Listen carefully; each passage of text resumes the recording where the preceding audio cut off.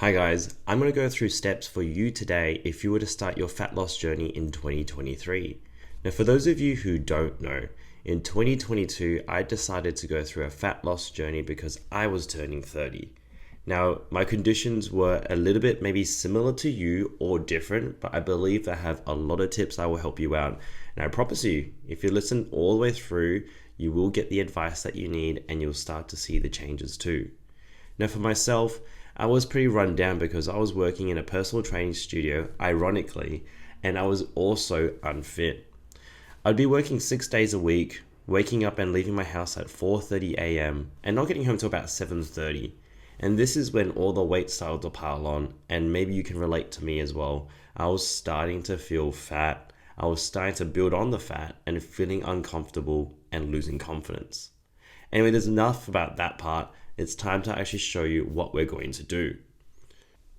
So to cut to the chase, the first thing that I would do is start to establish how much food I need to eat. And this is using a BMR calculator. Now you're probably wondering, maybe you have done this in the past. It's very simple, but let's tell you why you want to do things. Because if you don't do something, there are 3 reasons why. And usually it's because A, you're not motivated, which we'll tackle later on. B, you don't know how to do it, or you don't know why you're doing it. And I'm going to make sure that we nail all 3 parts of it to every single point today. So the reason why we want to do the BMR calculator, this is the minimum amount of food that you need to consume to make sure that your body can even regulate and look after yourself, to even exist. This is the bare minimum, and this is where people go wrong, especially if you've been dieting many times in the past and failed. People will try and consume as little calories as possible and more than likely consume less than what their body actually needs. This is what we need to establish right now, and it's very, very simple. All you have to do is go to Google, type in BMR calculator, and type in your stats. Type in things from your age, your height, your body mass, male or female, and even saying that your activity levels as well. Now this is not going to give you your BMR now. This is also going to establish how much activity that you will do in a given day or week, and also give you how much food that you require to accomplish that.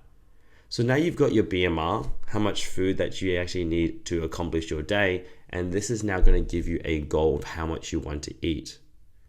Now I highly recommend that you do 0.5 kilo or less body fat loss per week. And I know it sounds a bit odd, and I'm going to go establish this now because you want to do the minimal amount that you can keep consistent for you to keep this journey going. Faster does not mean better. Consistent is always the best path. And I really want to hit this right now that you are looking at long-term health, not just for the short term, because we don't want you going down a dark path and regretting what you've done or doing damage to your body as well. That's not what we're here to do. Now, I'm not going to lie that this information alone is not going to be useful to you unless you start to count your calories.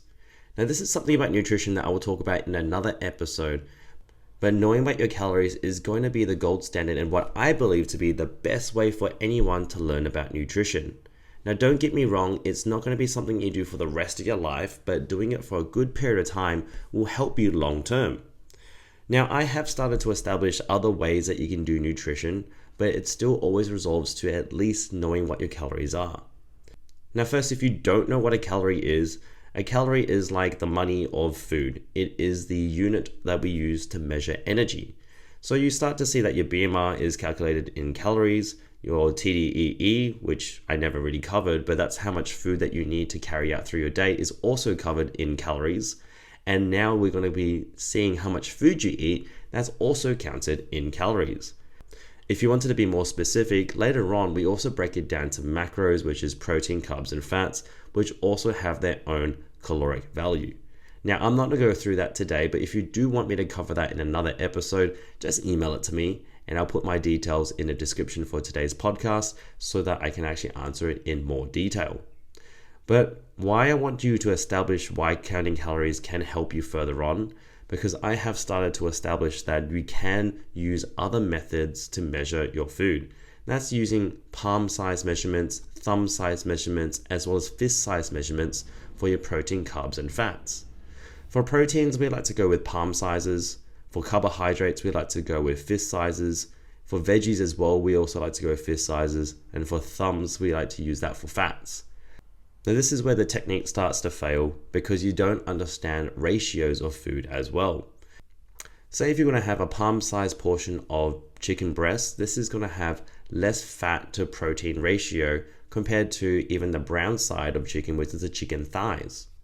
Now if you were to use that for also bacon, might I add, delicious, tastes great, but the fat to protein ratio is much higher, which means there's more fat, even though you're eating a palm-sized measurement. So this is something you want to make sure you understand and learn, because if you don't know the value of calories, it's very hard for us to use the automatic methods or instinctual methods later on. So now that we've established what you need to do with your BMR, we're going to establish the second part that you need to do, and that's to measure. Like any good business, like any good person who wants to look after their finances, you also need to do this with your health and track and measure your journey. If it cannot be measured, it cannot be managed. If you have nothing to look back on, it's also not going to make you know if you actually made progress moving forward. There's research to show for people out there, even if you just stepped on the scales every single day, not making any intention to change anything, body weight tends to drop down. Because if you want to see some improvement in anything, you make it the most obvious every single time. So you could actually potentially do this with the same with your bank account if you want to see it go up. You start to make unintentional actions to help you save money. We're going to try and do the same so that your journey in your fat loss is not going to be stored for yourself. Now, we're not just going to use body weight. We want to use other measurements to help you along this journey. And trust me when I say this, because I have been doing this for a long time, for myself as well, and even for my training clients for the last 10 years as a personal trainer. If you always go with the body weight, you start to get caught up on the numbers. If you always go with the body comp, you always get caught up on how you look and feel. Now, if we start to look at other measurements, including how you move and also how you train and or technique as well, then you start to see the long-term picture. So for anyone out there, this is the best way for you to measure your progress. I suggest you do all of them and see which one suits your goal, might I add. So the first one I would say is weigh yourself 3 to 5 times per day. No matter what time of the day it is, just get it done for now. Ideally in the perfect situations, but don't put too much emphasis on this because you will stop. And I want you to weigh yourself first thing in the morning, after you go to the toilet, before you eat or drink anything, with as minimal clothing as possible, and log it somewhere. Physically make sure you write it down, put it in your app, or even put it in a Google spreadsheet. This is going to help you track your progress and just go, hey, look, how are things coming along? The next thing is to track some photos and do it in the best way possible for yourself to make it easier. This could be after training. This could be just a sweaty selfie in the mirror at the gym if you have the confidence to do that. If you don't, that's okay. Maybe this is every single time just before you get into the shower. Just take a quick snap from the front, side, and back and see how that goes as well. For myself personally, this used to work for me until it stopped. It was every Sunday when I used to do my home workout and I would hop into the bathroom and take some selfies from the side, from the back, and from the front with a tripod, or I asked my wife to help me out with this. Now for myself, this is not working well for me because I don't train on Sundays in the mornings now. I go for walks and we head out and do our daily errands. So what I do instead is I do it just before I shower. This is something that's consistent for myself and I do it once per week. Another thing that I do is daily reflection. Reflection is always good for yourself, and this is a form of measurement that you can implement too. This can be done in a diary, at the start of the day, at the end of your workout. It could even be done just looking in the mirror as you brush your teeth. I know this is going to make you laugh and maybe even cringe as well. But before I brush my teeth, I take my shirt off and go, hey look, I can see some changes in my arms, my shoulders, and I have to try and remove the emotion from it, but be objective with it too. Don't get me wrong, you may not be at this stage. And at times, I found this really hard for me too. So see what works well for you. But for me personally, just before I brush my teeth, take my shirt off, go, hey look, I want to focus a little bit more on arms. I'm building up some body fat around my waist. I need to really dial in on my nutrition. Maybe I'm forgetting to track my food. Maybe I need to do more food prep. It gives me time to reflect and know what I need to perfect on. And hopefully this is just some advice for yourself. But if you find that this isn't working for you, that's why I gave you so many suggestions too. Now, this is my last and favorite form of measurement, and that's my lifting technique. I like to show videos of myself lifting because for a lot of the things that I do, there's some sort of progression in the form of mobility, in the form of technique, in the form of how much weight I lift as well. And just for myself and self-reflection, once again, I also sometimes watch my videos to see how far I've come from how big I used to be to even how much weight I can lift as well. So I highly recommend for anyone out there, this kind of measurement one also goes into self-reflection and also tracking your journey too. And for those of you out there, this is my favorite tip. Set up an Instagram account for yourself, put it on private and track your progress. If you need to, make yourself anonymous so no one can find it, and only have your close friends in your team too, but make sure you interact with them because this journey can be long, it can be strenuous, and it can be lonely. Don't forget to bring the team with you. Now you're probably thinking, Sean, why are there no exercise tips on this one right here? The reason why I haven't put exercise in it just yet, because you can actually do all these things and still make amazing progress without having to lift a weight just yet. That's right. A lot of this comes into what's between your ears as opposed to how much weight you can lift. From the ways that I've been teaching people, I wish I put more emphasis on this in the start, because I'll meet a lot of people who go, all right, tell me what I'm doing, and they won't do it. And I call them askholes. They just keep asking, but they never implement and never act. So now I'm going to bring up tip number 3. And this is all about your identity. Who do you want to become? Why are you doing this? This makes it quite obvious for other contexts. So if you're a smoker, well, guess what? You're going to smoke. For people who are trying to quit smoking, ask themselves, are you a smoker or are you a person trying to quit? And if you're a person who's trying to quit, you have to ask yourself, as a person who's trying to quit, will I need another cigarette? That's a really good question to ask. Another one would be, I may not be a fit person, but I'm trying to be fit. So I'm going to make healthier decisions. This is something that you have to find phrases for yourself that are going to work well for you. For me personally, I've always wanted to be a role model. And as a role model in the fitness industry, I always have to ask myself, am I actually giving the right image, the right message to people out there? I've always wanted to make sure that I could be the point of call when people want to learn more about health and fitness. So I ask myself, am I putting enough time to learn about education, or even saying that produce enough education out there for people to learn off me for free or as best they can? So now you have to ask yourself the same thing. You may not feel like you're the fittest person. You may not feel like you're the strongest person. But now, are you trying to be fit? Are you trying to get strong? And are your actions helping you get there? Identifying who you want to become is going to be the most important part of this whole journey. Because if you want to become a fit mum, guess what? Then this is what you need to do. As a fit mum, I'm going to be doing I'm going to make sure my kids see me exercise. As a fit dad, I want to make sure that I'm not drinking alcohol in front of my kids. Maybe you're like me. As a fit basketballer, I want to make sure I can still jump and run, or at least shoot a ball properly, because that's something I'm failing at the moment. Your actions will start to identify who you become, and your actions will start to line up with who you want to eventually become with too. So now you're probably doubting yourself. Have a think about this one right here.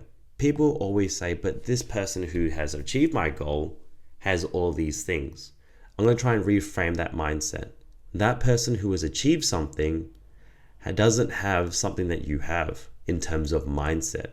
So as opposed to the resources, maybe they have a resourceful mindset. As opposed to distractions, they have more discipline. As opposed, they have the support team, but you don't have the accountability. Maybe they have a growth mindset and you have a fixed mindset. Maybe you're being an asshole and you just keep asking without implementing quick and fast. I won't talk about it today, but the perfectionist mindset is going to stop a lot of you out there. And that's when you start to wait for the perfect time, the perfect resources, the perfect equipment, the perfect weather. Nothing's ever going to be perfect. And I've read that in the first 20 hours of learning something, that's the most that you'll ever learn in the whole journey. But it takes years for people to even implement the first hour. Don't be that person. Think about who you want to become and how you're going to get there. I want to leave this up with one little story that I've had in the past where you may be used to self-deprecating yourself, and it's pretty funny when you do it in a bunch of groups so that you become more approachable to everyone else. But now I want you to know that what you've done in the past has led you to where you are right now. Start to believe yourself and start to use positive affirmations to help yourself believe it, because subconsciously, how you talk about yourself is also how you're going to treat yourself. Now, tip number 4, the last one before I actually go into the exercise portion, is about changing your environments. Now, of course, at all times, this is not going to be possible, but your actions tend to be cued by your environment, and your behaviors also determined by your environment. When you look around where you are, have a look at what's around you. This is my office, and I make sure that there are no distractions in this office except for what I need to do work. If I was trying to do this in the gym, which I have in my garage, it'd be really hard for me because I would want to train. If I tried to do this in the kitchen, it would make no sense once again. So have a think about where you spend most of your time. If you're spending most of your time at a bar, well, that's a pretty easy one. Probably don't go there because there's alcohol, there's food that's probably not going to line up with your values unless you're doing it only very seldomly. If you're there more than often, then you already know what your first decision is. And I truly believe that everyone out there knows what they need to do. They just don't know how to balance it just yet. For those of you who are working in an office, I know it's very hard to be able to go, hey, look, I want to make healthier decisions. This is probably one of the reasons why I never survived in the office lifestyle. But then I started to make, what could I do to change my cues to help me with this? A big office culture was to have food in your drawer and have a snack drawer. I immediately adapted this and I go, well, this is what's stopping me. Now, don't get me wrong, I got bored working in an office, so I replaced my snack drawer with healthier options. This would be foods that are fresh, which required me to actually bring in almost daily in the form of fruits, veggies, as well as food that I prepped on the night before, rather than just having snacks lying around. Now, for my house, we don't have chocolate bars here. Instead, if you go to our candy jar, inside is protein bars. Yes, I know it sounds a bit odd, but this is what lines up with my values. We don't have alcohol in the house. We make sure that if we have snacks, we only buy what we need for that day. For example, date night watching a movie, we don't buy any more past that night. If we can make things invisible, we tend to also drop the habits that come along with it. If we tend to make things visible all the time, then your habits start to interact with it all the time. So for myself, I suck at drinking water. I really, really suck at doing this. So what I do is I always have a drink bottle on my desk and I always make sure it's full. Every time I have my office work that I have to do in this room right here, I take a sip. And before I know it, I filled it up 2 times because I'm trying to almost distract myself from working, but I'm also having some water as well. This is something that I want you to try and look around. Have a look at your office and see if there's anything that you can change. Or have a look at where you spend the most of your time and what do you need to do. This could even be in the form of your phone. And funny enough, when I used to work as a personal trainer in a gym, I was helping a guy trying to lose weight. We opened up his phone and all of his apps were revolved around fast food, from Hungry Jacks to McDonald's and KFC, to see what kind of bonuses he could get. I told him, hey look, maybe you should delete these ones and replace it with healthier food apps like Subway at least. He didn't do it. He also never showed up again, but he paid for a whole year gym membership. It was pretty funny because he didn't want to do an action that lined up with his goal. He never really wanted to be a healthy person. That was the identity he failed to establish. Now you're probably thinking, I don't have all these distractions here. Have a look at your social media. Are you following food vloggers? Are you following food bloggers? Maybe that's what's tempting you to always wanting to buy something.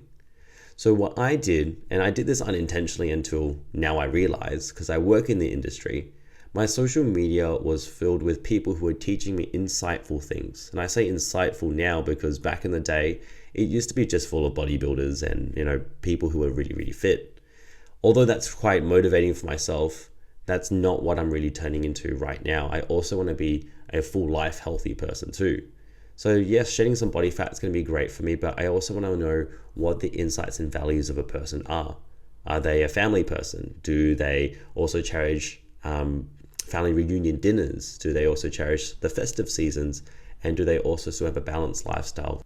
And say if they want to have alcohol as well. These are things that I like to see because balance is also great, but also how do they discipline themselves in the form of keeping them motivated during seasons of the year, which we're going to talk about in the next part about training now. So before we do that, I'm going to leave you some call to actions. What are you looking at around your room right now? Is there anything that is tempting you all the time? Is there a phone app that you tend to use? Maybe it's Uber Eats. Maybe you need to delete them, replace them, and don't use them again. Just a quick side note on Uber Eats. I always delete it after I've ordered my food and received it. This makes it a higher barrier to always have to use it all the time. Just me, you don't have to do it, but an idea for you. So the last tip, we're finally going to start talking about exercise. And you're probably thinking, well, shouldn't we have done this first? If I'm being absolutely honest, if you took steps 1, 2, 3, and 4 very seriously, and you may need to listen to this podcast again, go for it. Because this is going to help make sense for tip number 5. This is where you start to exercise, but you need to identify your season. For me in December, it's not the time for me to go through a fat loss. Because in every single week of December, there's at least 2 birthdays and 3 birthday cakes because we celebrate some of those birthdays multiple times with multiple people. So for myself, this is not a great time. I try not to track my calories as much, but I still try and train. Identifying the season that I have, I know what's worth doing. Now when it gets to January, I have more time to train because office shutdowns, people are less busy, and for myself, I have more time. For yourself, maybe you're the opposite. Maybe you only have 20 minutes per day. Maybe you can only train X amount of times per week. This is where you need to identify what you can do and what can you sustain. I used to be, as a trainer, I used to always enforce people, you need to train 3 times per week, 30 to 45 minutes. Then I later realized that this was an unsustainable habit because they had to always try and get such a high barrier for 3 days per week. So maybe now as a more advanced trainer and also a little bit wiser as well, turning a little bit older and starting to actually have the real life problems that everyone had, as opposed to when I was 18 and also very time rich. I wanted people to go, okay, what can you do daily that's not going to burn you on both ends? Maybe this is a walk for 15 minutes every single day. Maybe this is 1 push-up every single day and start to build that up. Maybe it's a 15-minute workout at home every second day, and then every other day you're going to go for a walk. These are such easy exercises that you can do all the time. Now, of course, if you have the time to establish a training program, go for it. There are 2 ways to do things. You can either do it with a reduced amount of time every single day so you don't burn yourself out, of course, and that's a great benefit for people who can establish this. Or what you can do is a larger amount of time for less during the week so you still have recovery. And for me personally now, it's more times per week with less amount of time. 30 to 45 minutes per workout, 3 to 4 times per week, is a lot more sustainable for myself than I used to be able to do 3 hours, 4 days a week.